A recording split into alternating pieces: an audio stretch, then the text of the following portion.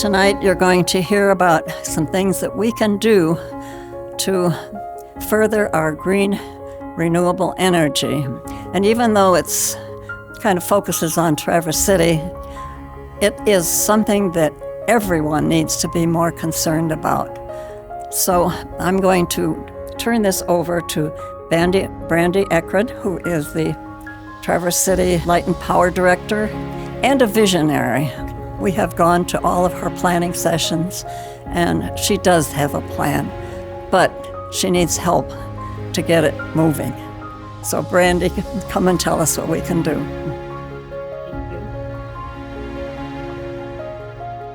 Thank you, Ann. I appreciate the introduction. I'm so happy to be here. I've been here, I think I visited, this is maybe my third time, and my staff always knows this is probably my favorite place to come and group to talk to and to visit. One, I love talking about TCLP, but I also love being challenged and receiving questions. And so I always feel like it makes me better at my job. And even though it might not be a big audience, I will tell you, your video makes an impact, because I can't tell you how many individuals I have spoken to who have seen this recording over the past 2 years of my visits. So I appreciate it. I try not to watch it because I hate the way I look on TV, but it is making an impact. And so I definitely, no worries on that. Don't be disappointed.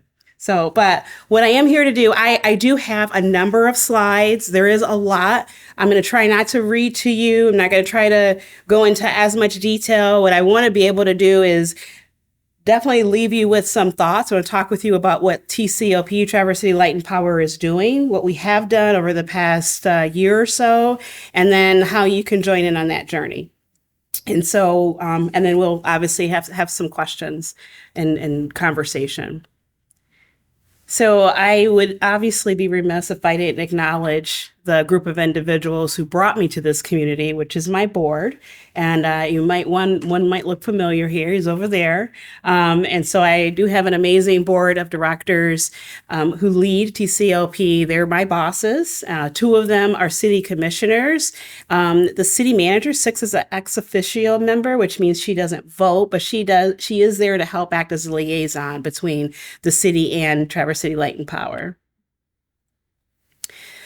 I always got to put our metrics in. We won't spend too much. This slide just usually shows how many customers we really have, how long we've been operating. Traverse City Light and Power is a municipal utility. We're actually the youngest in the state of Michigan. We're the last one, and we're the youngest at 112 years old. But we do have 13,250 electric customers. Our load has actually increased over the past year or so to 70 megawatts. We've got 48 employees, and between underground and overhead lines, it's about 457 miles, a little dyslexia there. So this is probably what I'm most excited about. So over the past year, we have leveraged what we were working on as our climate action plan to really refocus and refresh our mission at Traverse City Light and Power. Traverse City Light and Power has had a lot of really great initiatives, but our board got together and really wanted to make certain that the mission statement reflected the work that we are doing. And we wanted to reimagine our future, reimagine our vision. So our mission now is to serve as the trusted community partner for delivering innovative, affordable, reliable, and environmentally sustainable energy and telecom solutions. And then our vision, what we want to definitely celebrate, is we want to lead with positivity. That's a trend that you'll see going on. And we want to create a brighter future for all. We want to definitely be innovative and enrich the communities by not only anticipating, but exceeding their expectations. We now have value statements, and I won't read these to you, but in essence, this is how we do business, and it should reflect what you've been seeing over the years. Shouldn't be any surprise, but it's also how we want to continue to do business. Sustainability, innovation, integrity. We want to be able to collaborate, and last but certainly not least, with optimism. I think we are in a world where everything is really negative. People are divided. And one of the things that was really passionate about, not only with our board, but also with my staff, was We want to be that guiding light. We want to be able to provide solutions where people say there's a barrier. We want to tell you how we can do it. And so that's something that we're trying to really push through in the culture. We need that in this world right now. And it starts at home, and then it continues on at work, and hopefully it continues on in your home too. So the next two slides just talks about our clean energy journey. And I won't go into a lot of detail, but what it does do is it starts in 1996, where we were the first energy company to actually have a renewable wind turbine in 96. And then there are a number of progress things that we have had, one of which in 2018, we set a 100% renewable goal of being 100% renewable by or before 2040. And then in 2022, we had received the Smart Energy Provider Award, which was a benchmark. And that's something that you'll see a trend on. TCLP continues to always receive awards in the service and the things that they're doing. Over the past year, a lot has happened. One of which, and I'll talk a little bit about it in later slides, is we've invested in energy storage. TCLP has took a position on electrification and has supported the city and its ordinance of building electrification, and we're promoting that. It's a milestone moment for us. We have expanded our DER program. So previously, which is just customer-owned generation, so with renewables, there was a cap on how big that you can build. And we temporarily lifted that to promote other agencies like Groundworks. They were promoting the My Solar program.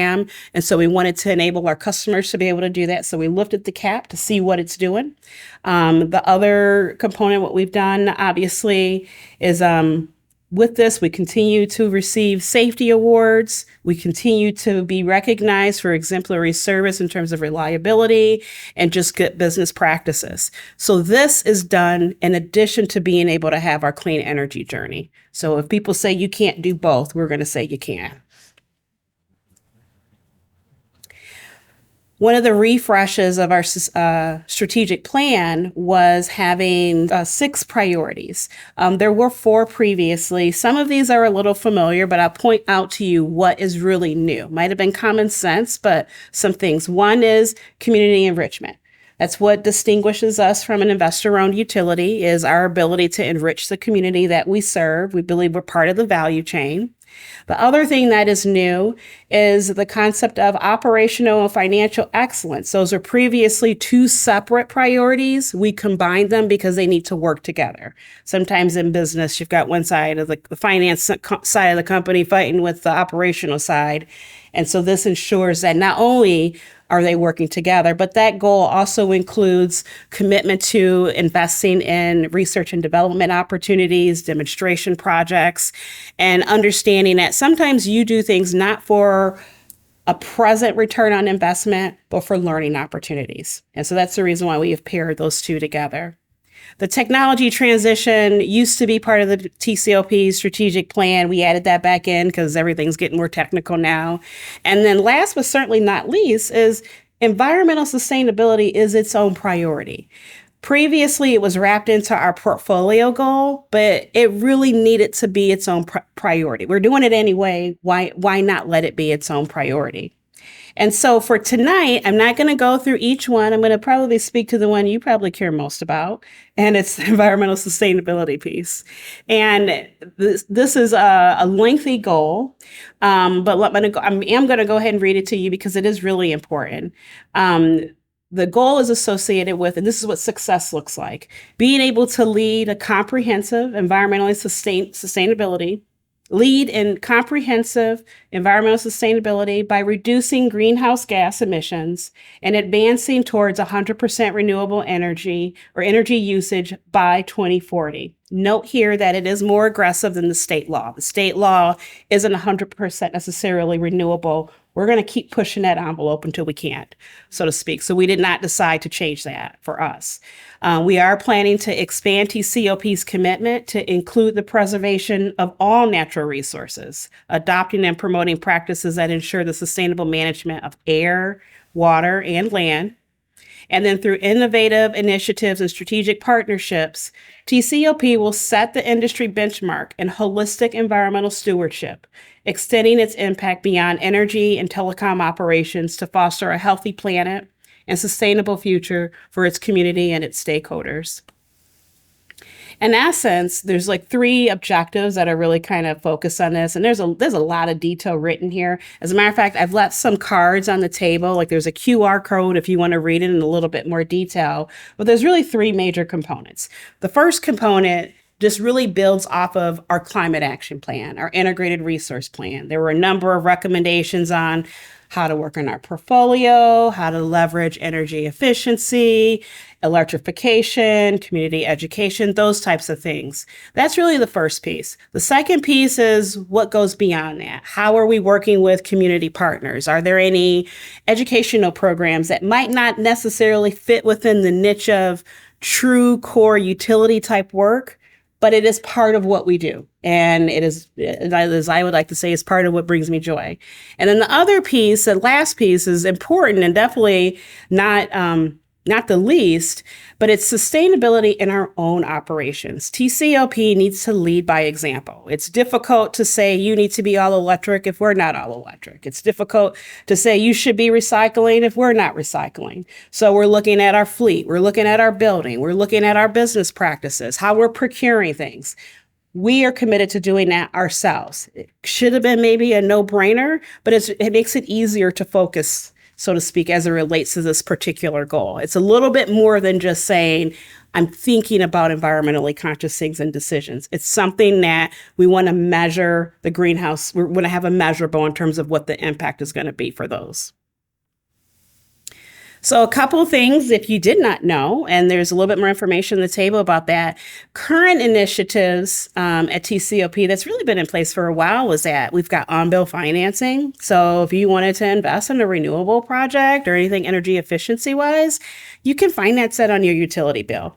I don't know of many utilities that allow you to do that. We have a pilot program for time of use rates. I'm going to talk a little bit about that. We are revising that. But basically the way that works is that you're charged based on how much it costs us. So the idea behind that is so that it should influence your behavior. It start getting you used to how to use energy similar to how you would consume anything in a normal store. We've had an EV network that we're working on enhancing, making certain that them chargers are working. We do have a few that occasionally don't work. And so we're working on an energy provider or a solution provider right now to kind of make certain that they have a stake in them working, and that should help. And then I mentioned to you, it's called distributed energy resources, but basically it's customer solar. We leverage that. That works well for Traverse City Light and Power with how we're set up from a transmission perspective. Not every utility is situated the same. So I like to make a distinction that, with my investor-owned brothers and sisters, they are situated a little differently. The way we're situated, we can leverage it and it works well for us. So you'll see concepts in the future about the concept. Instead of being a consumer, you are a prosumer. So you're a partner with helping us provide energy. With our portfolio, where we are right now is we have committed resources that by 2025, we will be 41.22% renewable. This slide right here just talks about the various investments that we do have, predominantly mostly solar, and then we do have a few wind resources. This comparison here shows you what our portfolio looks just before those, and it goes as far as just before those resources are coming online. So you can kind of see how close we are. Once those projects come online, we will be at 41%. I mentioned the new addition. So some of the fun things that have happened over the past year is we've invested in a battery storage unit, and of the 25 megawatt project, 4 megawatts are committed to TCLP.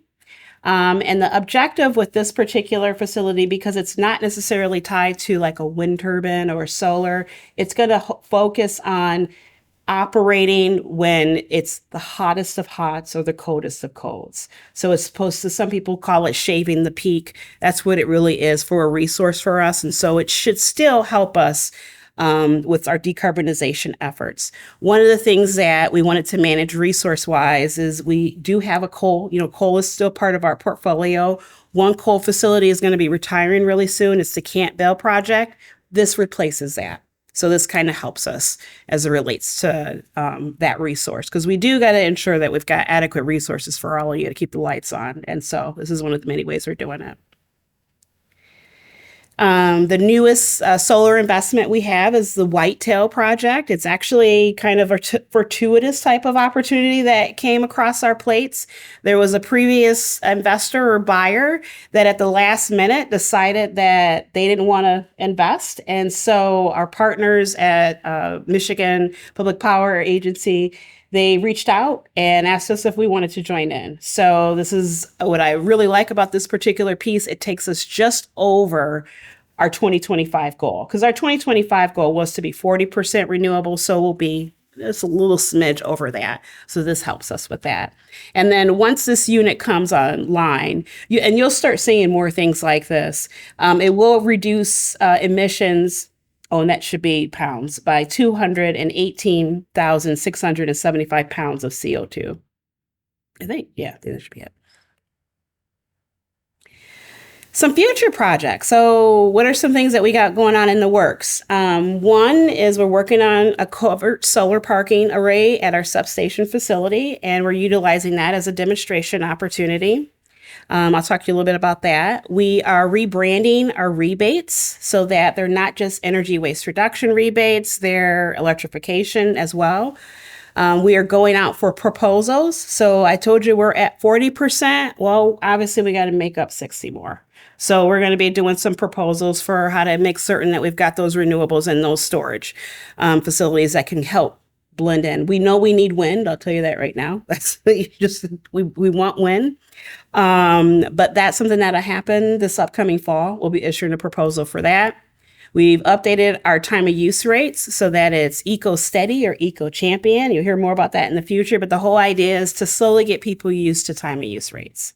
So one, just a little bit more conservative for those that just want to kind of gradually get into it. And another is a little bit more aggressive, which is probably a traditional time of use rate for what we call like our Eco Champions. And then we do plan on increasing customer renewables. So one of the things that we think we'll be able to do that is switching from net metering to net billing, and that paired with time of use rates, so that hopefully if we can encourage you to generate, then that should help shave off some of that cost when it's really, really hot and the sun is really shining. So we're taking a combination approach on how we're going to tackle that.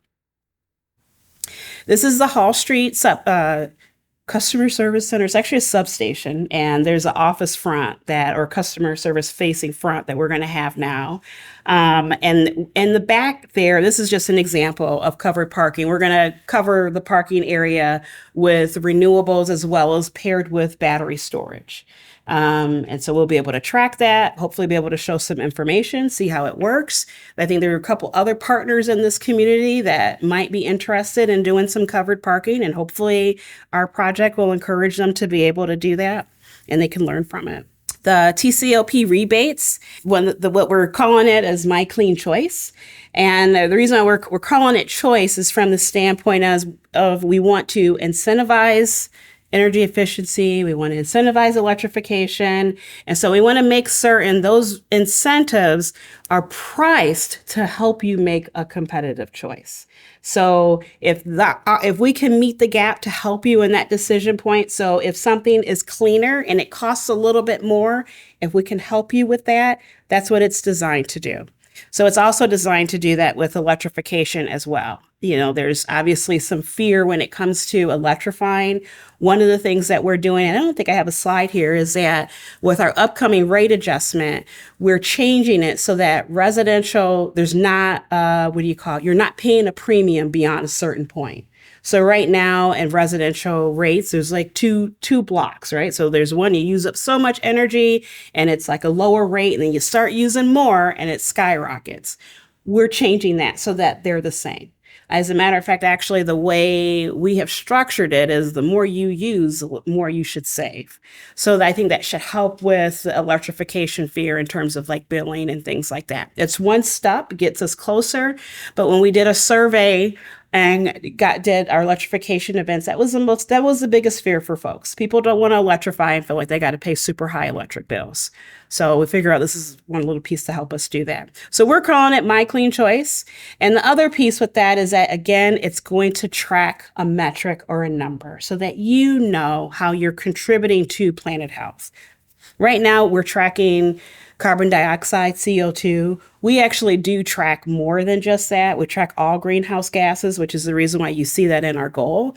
But as we get more mature with our tracking, you'll see more metrics show up. But right now, it's the popular one, and it's the easier one to kind of translate with folks.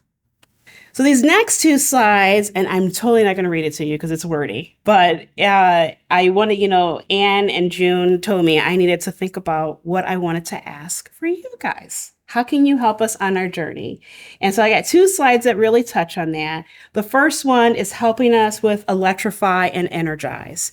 And there's like really three big points I talk about, and in the bullet is like what our commitment is, why electrification is important, what is its place for us, and actually the world, I would say. The more you electrify, the better of an impact you will have, but it gets even better if you're being fueled or serviced with renewable energy. So our commitment to you is that we're going to get to 100% renewable so that as you electrify, we're feeding that. But in the meantime, electrification does help. There is some information on the table in terms of why electrification is important, why does it matter. We're targeting right now homes, building envelope. That's a lot of what our incentives are, things that have never traditionally not been in the energy space, and as well as with transportation and electric chargers too. And so, my ask of you is one, to advocate and adapt, learn as much as you can, participate in programs where they make sense. And if it's not a TCLP program and it's somebody else's program, I definitely encourage you to participate. The other is support community projects. I mentioned community enrichment as one of our strategic goals, and I didn't really get a chance to go into a lot of detail on that. But the more you support these type of projects, the more we help to electrify and energize. The other piece is being able, and we're calling it embracing innovation. This is really centered around our time of use rates. That's going to be a big change for people. Learning behaviors. So the more you learn about time of use rates and to be able to promote it, the better. I think that's going to make the best impact. And if I can be demonstrating the metrics and how we're saving, that shows how we're moving the needle when it comes to planet health. The other component is, participate in regulatory advocacy. Like I mentioned, we need more wind. We need more wind. We need more solar. We need definitely more resources. But as you know, not everyone wants them in their backyard. And there are zoning ordinances out there. There are people who are not for it. And I will tell you personally, I don't like the government telling me what to do. And so I could kind of understand it, but we do have to meet in the middle. We have to figure out how to make it happen. So my thought is if you want to pour some energy into that, I would pour it into understanding what the argument is against citing renewables, trying to maybe help bridge that conversation, because that will help us all move further ahead. And then leading by example. If you do have an opportunity to sign up for time of use rates, have a renewable project, if you're a TCLP customer, we can help you finance that through your utility bill. We can help you with incentives to make it more effective. And not only just participating, if you don't mind sharing your experience too. So sharing your experience with us, I think helps share the experience with the community. The more they know that it's safe and it's workable and it makes sense, whether it be it's really wonderful or you've had growing pains along the way, that is going to help us move the needle. And those are probably the best ways, I would say, to help embrace innovation as well as fostering sustainability. Those are some things that are near and dear to our heart right now: using time of use rates, being able to cite these renewable projects that we do want to invest in, and then certainly being able to lead by example, sharing what your experiences are. And that was probably really fast, but I had a lot of slides and I wanted to leave more time for questions. So what questions do you have? We'll need the mic for questions, won't we? Okay. Yeah, so the mic is actually on the podium for the video, so maybe just repeat the question. Yeah, I do that. Mm-hmm. Okay. You ask. I'll ask the first question. How do we get the townships to change their ordinances so that wind and solar are allowed and not penalized? So I don't have the magic answer to that. But what I will say is I think the first part is to engage in conversation. I think getting to understand what are the oppositions. Is it property owners that are worried about noise? Are they worried about sound? Are they worried about some pollution thing that they may have Googled on? Are they worried about the aesthetics? Learn and understand what the other side is concerned about. That's the first step. And then once we're able to do that, I think being able to collectively come together with, well, here are some solutions. Here's a community that's doing it and it's working okay. I mean, I think, well, a friend of mine recently went out west and I think they saw like, what was it? Like hundreds of wind turbines. It worked out there, or thousands, I think. I think that's what they said, something like that. Yeah. It worked. And so there's, one of the things that I feel like gets in the way of progress is what my sister likes to say is FUD, fear, uncertainty, and doubt. And the more we can chip away at FUD, the more we can progress. And so that would be my quick answer, because I'm not a really good politician and I don't know how to get a vote necessarily, but I know most of the individuals that represent us in our communities are humans, they're family members, they live in the communities, and they are going by the information that they have. So the more you educate them, the more they can have more educated decisions, as well as learning by examples where it's not necessary to necessarily block a certain project. That's just off the cuff what I'm thinking. There might be another magic answer. Yes. With development, how much has consumption increased? Like how much more power do you have to produce to have all the needs met? So with development over the past year, it went up. So it went from 66 to 70 megawatts. So it did go up slightly. Traverse City, within the city, it's kind of compressed, so there's not a lot of large development happening. So I don't really foresee there being a really large jump. What we are projecting, because we do, like when our IRP, we do a 20-year outlook and a 5-year plan. And what we're projecting is that there'll probably maybe be a 2% load growth or 2% increase in energy consumption. And that takes into account electrification as well. So it's relatively modest, but it's probably because we don't have too far to expand. Yeah. So I have 3 questions. Uh-oh. Much time, but the first one is you have the pie chart of the renewable load from each source. Yes. And I swear, I'm just curious where nuclear energy comes in, because I swear I remember looking at a TCLP pie chart like this not long ago and seeing that as a component. I'm personally a fan of well done nuclear energy. I'm just wondering if that's something we've moved away from or are considering. Yeah, so our portfolio doesn't include nuclear. It hasn't include, I've been here for about 2 years or so. I don't know, did it include nuclear previously? Only through our market, Through bilateral contracts, maybe? Okay. it's buried in there as part of a mix, but we've not directly purchased. Yeah, so it's not part of our portfolio plan. We don't have a strong, I would say, opposition necessarily to nuclear.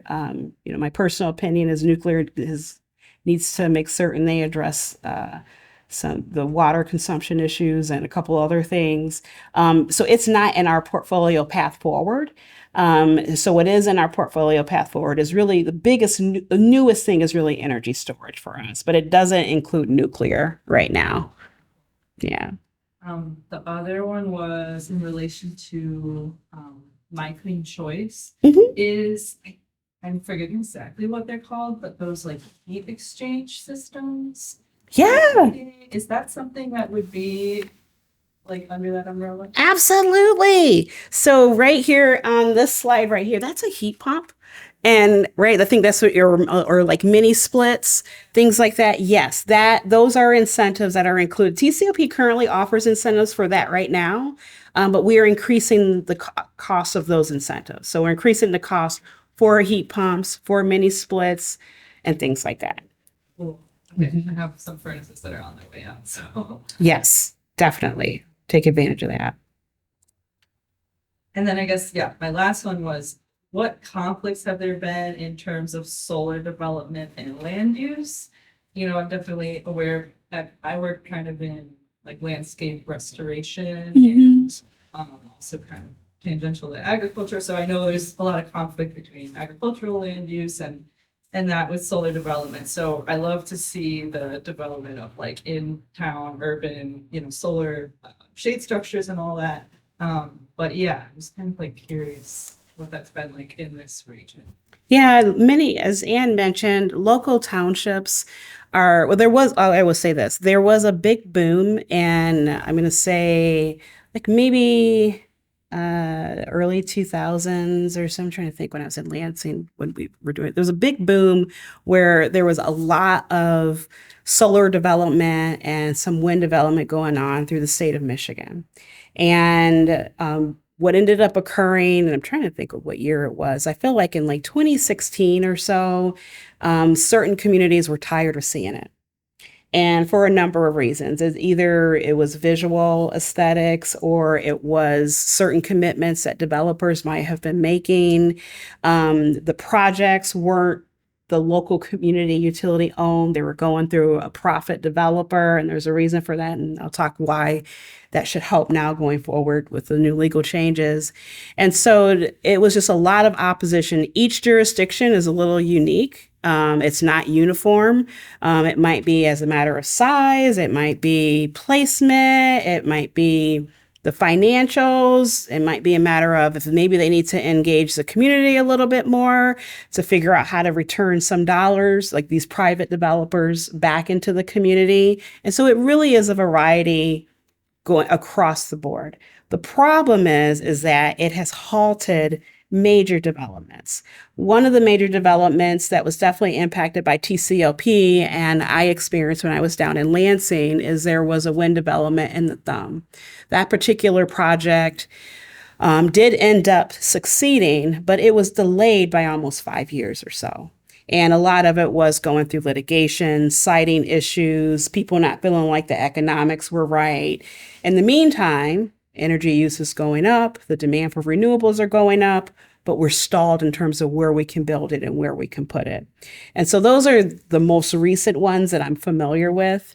And I couldn't really tell you right now if there is any that are in our surrounding townships because we haven't like spotted those. We might see that when we go through an RFP. There might be some opportunities and we'll learn more there. Yeah. I have a question. Yes. Actually, I have a couple questions. Okay. What percentage are your imports and exports of electricity in? I mean, do you plan for a certain amount of the 70 megawatts to be imported, or how are you doing that? Yeah, so right now, I would say about 50% comes from, I would say, our natural gas turbine right now that's in Kalkaska. So that's a natural gas. So that's part of generating, but we co-own that with a couple other northern utilities. Being able, and then in terms of the percentage for like the M72 project, how that's coming into the system, I don't have an exact percentage of that. Oh, I might actually, here, give me a second. I'm thinking about it. You can see it right here. State, we import quite a bit of power from other states, actually, too. So those projects that are listed right here, like at the top, the Heritage, those projects are right here in Traverse City. And then the others are either in out in the Flint area. That's like the Ranger Project, Calhoun Project, Hart. I think if you ever know where that is, and Whitetail Solar. I can't remember exactly where that is, but we don't have a lot of generation in our portfolio beyond just like what we're investing in. So most of these are power purchase agreements. Yes, absolutely. And do you have a map of where your EV charging stations are located, or how can one get that information? Well, soon, if it's not already on there, it should be on the website. Yeah. Because that's, I think, important.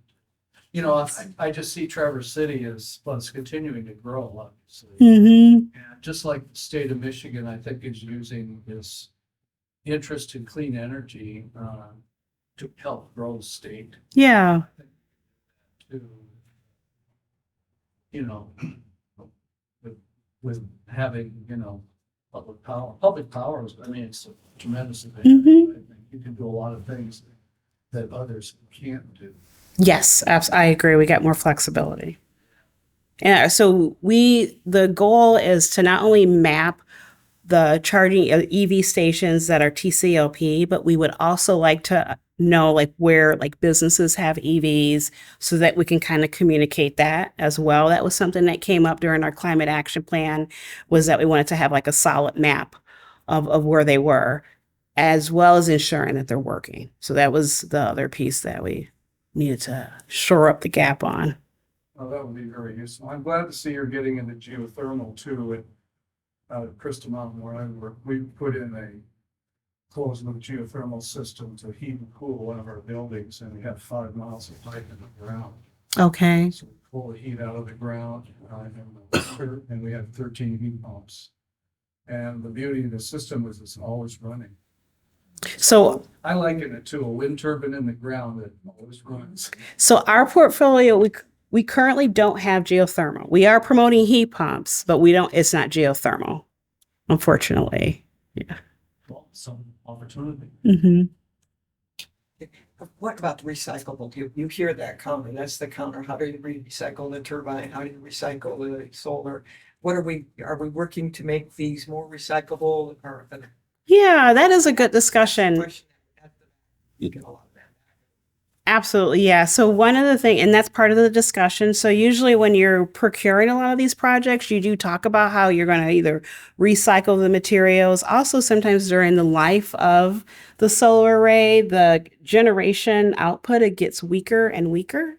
So that is part of the conversation. So when we decommissioned, or the wind turbine got decommissioned out on M72, they repurposed some of the material. They created bike racks. They created a monument. Nice Yeah. things to hear, because that's you can counter back with the fact that they're recycling. Yeah. Because we do hear a lot of that. So, and then there's probably more ideas too that we haven't done, because most of what we have right now they haven't reached their useful life, but it is definitely part of the conversation. Yeah. One of the other naysayers, I would say, or the cons, deals with lithium when it comes to battery, the mining. And so we want to help educate people on like what the real specifics are. And actually, I think MEMIAC had a wonderful presentation last year from a geologist, or I can't remember his name exactly, but yes, Peter Sinclair. And it was excellent research on batteries and mining. It's that sort of detail that people, don't get me wrong, there still is a barrier. There still is something that needs to be repurposed, but the extreme fear needs to be addressed. But it is something that is on the forefront of our mind, though. Yeah. Yes.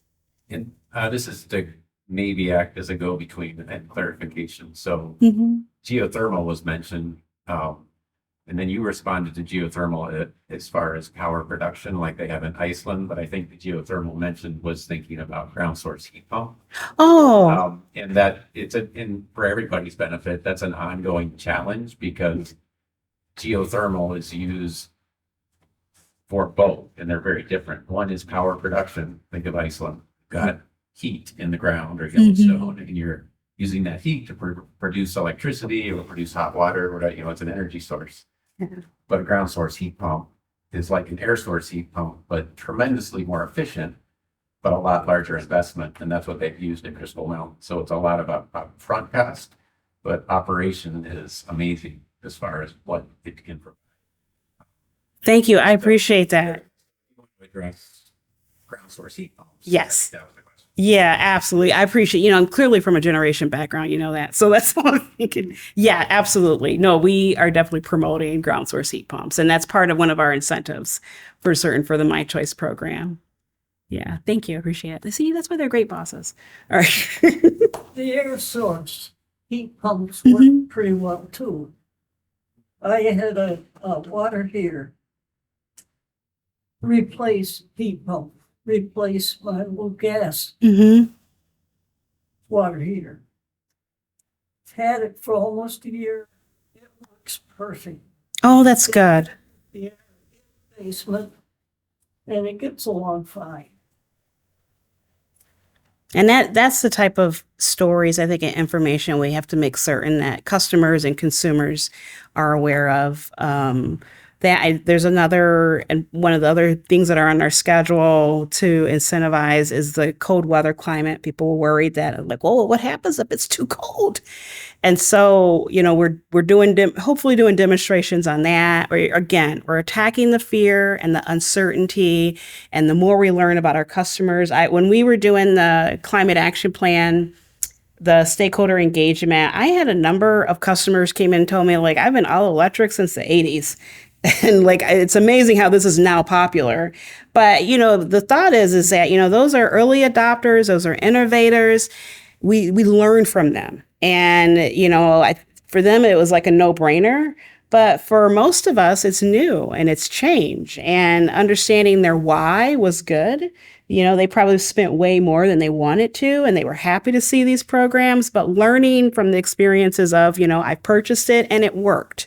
We had an event with some contractors. I can't remember if it was it last month or the month before. Was it last month? Yeah. And what we tried to do was it was our little kind of intro, is to introduce basically that we are measuring electrification and what that looks like. So as you look at the investment, we want you to look at more than just that current dollar value investment. There are other things that make a difference. And so, like, the reason why we're increasing our rebates is we're putting a dollar figure to the health impacts of climate change. And that's what we're equating it to. It's not just so much the choice, but if we put a dollar value on the health issues, what's going on with the weather events, then it's an easier item to make a decision on. So we brought some contractors together just to start an initial conversation. It's the first conversation. It's not going to be the conversation, but the idea is that we want to challenge our professionals out there who are engaging with our customers. We want to let them know that this is what we're offering, and we want to challenge you to tell them, like, what the solution is. And those are just some of the things that we're doing to help with that uncertainty, and hopefully that'll pick up. I know that it will. It's part of our mission now, but it's those type of things that are helping with the learning. It's the education of what goes into that. What was their initial response? It's in, I don't know about I don't know about this. I'm there was some skepticism. I'll say that. Yes, definitely some skepticism, but it's the beginning part of the conversation. I don't mind hearing what I don't want to hear. So being able to hear that just helps us do better. And so understanding what is the skepticism? Is it concern with supply? Is this concern with customer comfort? Well, June just mentioned she's comfortable. She's not cold. And so, They seem to think were the barriers. Comfort, making certain the customer's comfortable, cost. That's a real one. So what's our solution? We'll help with the rebates. That's we're learning what the barriers are going to help us with providing some solutions. But I would say cost and comfort are the biggest concerns right now. we're going to be compiling the results of our survey in the coming months, and we'll share those on our website, and so that you'll be able to see what are the common concerns that came through. And so they can probably answer them better than I can. Skill level for installation? Yes. Yeah. Speak up. Oh, I said maybe availability of skill level for installation of new energy sources. Yeah, so the availability of skills or the skills for installation and things like that, that's where we think we can be partners. We can collaborate. Can we help collaborate professionals, educators? One of our consultants that helped us with our climate action plan has an all-electric home in Northport. And he was communicating or sharing that, he had an issue with one of the heat pumps. He realized it was an installation error. It wasn't a functionality of the heat pump. It was an error in installation. But it's not enough to not want to invest in it. At least we knew what the issue was. Where do we need to help with training? Is there an opportunity to get with the schools and make certain that we're building these into the, either the K through 12 program or post grad program, high school grad program. Great. Yep, definitely at the trade schools. My CFO, that's one of her passions right now. She want to figure out how can we influence the curriculum maybe at NMC. Is there a way that we can kind of encourage them to beef up their energy program so that they come out with better ideas than we have today? I want to talk a little bit about the EV charging that you mentioned, Mm-hmm. and it's just, there's one on Hall Street someplace, and is there also one on Garfield that are your? There is some at Hall Street. I don't know about Garfield. Okay. I At don't think- any rate, Okay. I don't know if there's ever going to be, I don't know if there's anything that can be done about this now, but I want to kind of make you and others aware of what turned out to be a huge problem for me. Mm-hmm. And I decided to take my Bolt EV up to the UP to surprise my sister on her birthday. Yeah. She lives in Marquette. And everything that could go wrong did. And just because I want to be careful about things like this, and I knew it was kind of a test case for me. Yeah. I knew there were chargers in Mackinac City just before I got on the Mhm. bridge. And I called the company first. I'll tell you, it was ChargePoint. And they assured me that they were there and they were working. We got there and the 4 chargers, and they were the only fast chargers in Mackinac City. Yeah. They didn't work. And when we got to the 4th one, after spending hours there, they keep telling us, try this, you're just trying to do technology that didn't work. Mm. And I'm talking, luckily I had called real people ahead of time. Mm-hmm. So I had somebody to call back and talk to about what was happening. Yeah. And they finally, I don't know if they were in Texas or wherever they were. Mm-hmm. They could, in the end, after we went through over an hour of difficulty, Mhm. I should say pure hell, they remotely started the charger for us. And so then I did get, into the UP, but ran into the same problem with the other company was NLX Way. Okay. And so even when I was up there and I was frustrated at the whole thing, I said, okay, ChargePoint, part of it didn't work because there was something wrong with the technology on my Mm-hmm. app on the phone. So I said, okay, I'm just going to wipe that off. I quit and said, I'll go ahead and just start a new one. Mm-hmm. Oh, no, they can't do that because there's already one for that name.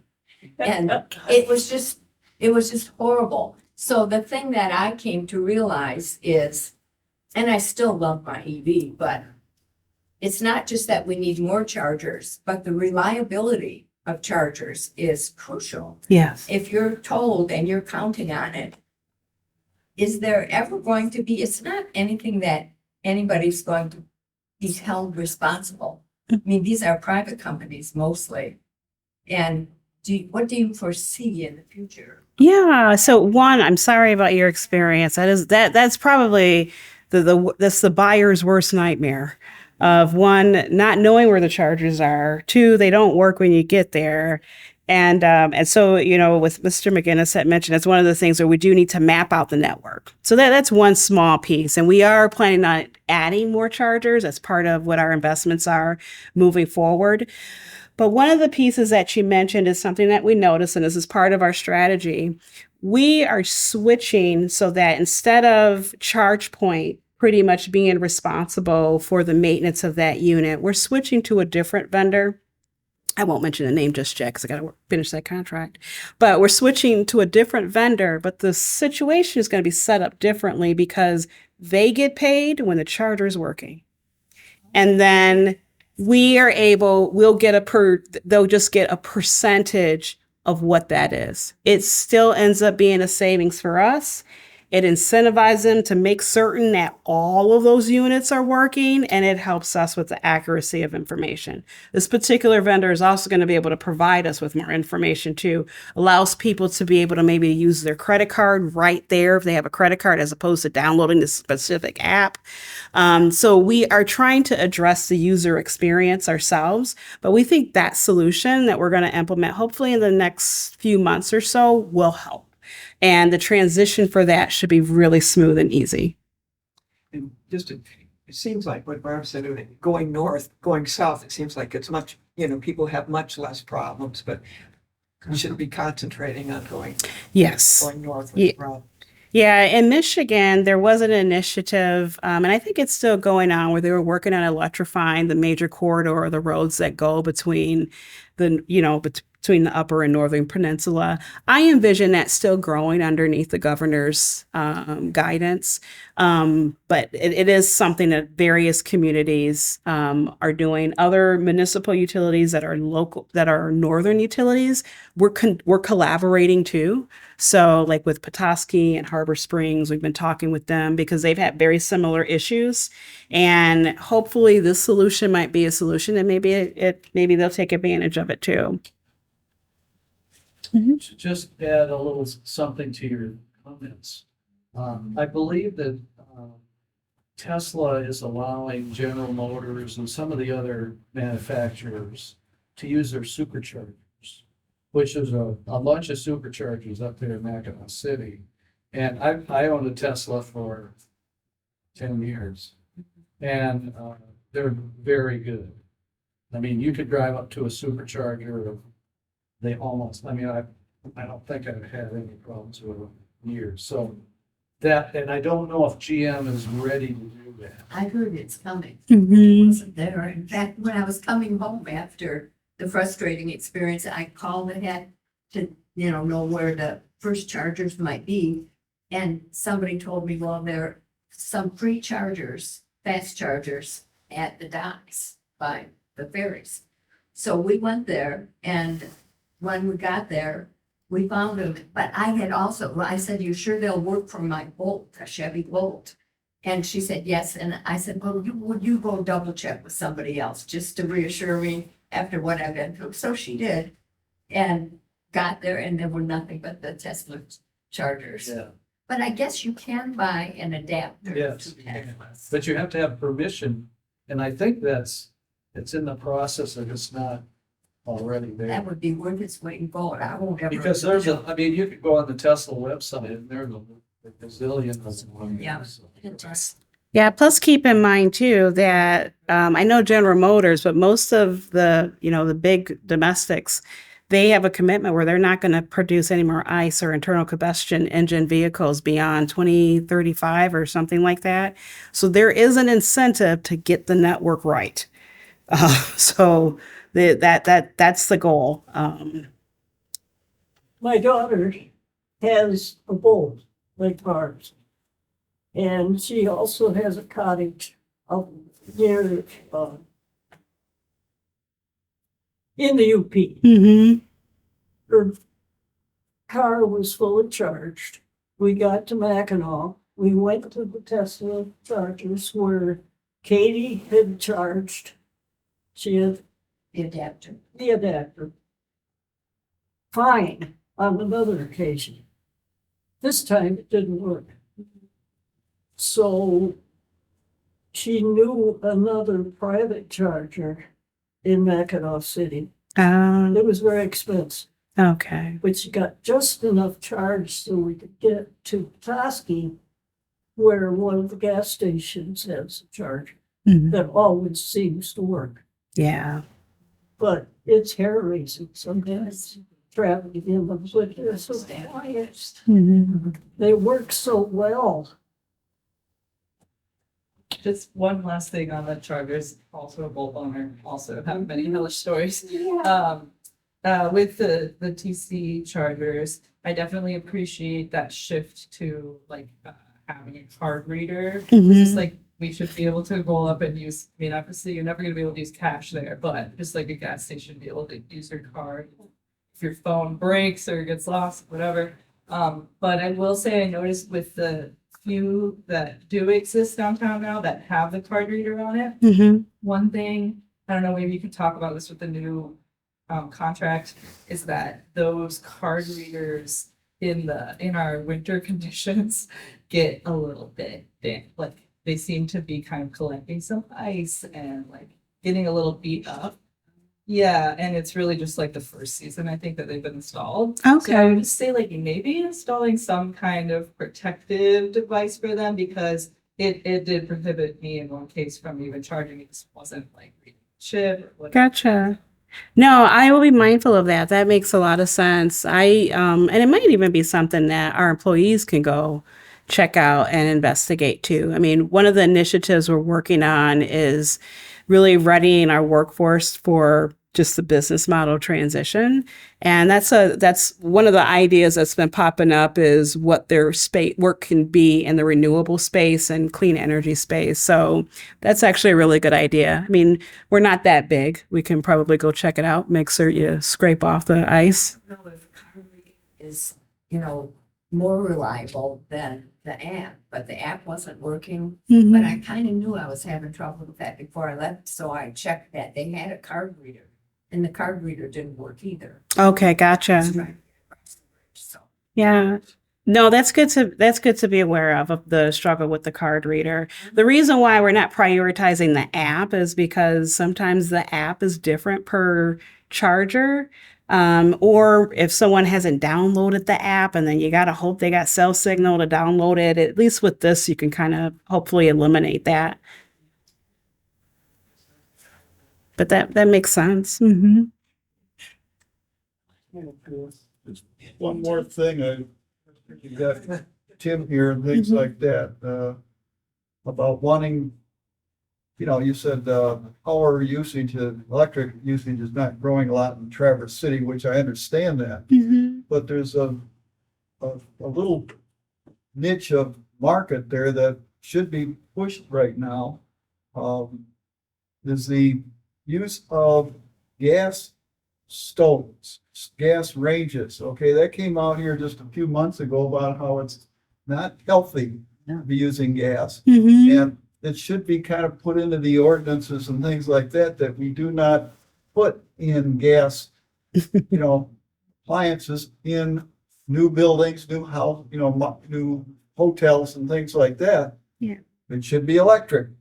And that would be, that would be another growing consumption, and it would be beneficial and probably safe even for the fire department and things like that, because I think gas stoves, they blow up buildings and things like that, so. And they use gas. And they use gas, what did it say? But the gas is gonna reach a plateau here, I think in the near future anyhow.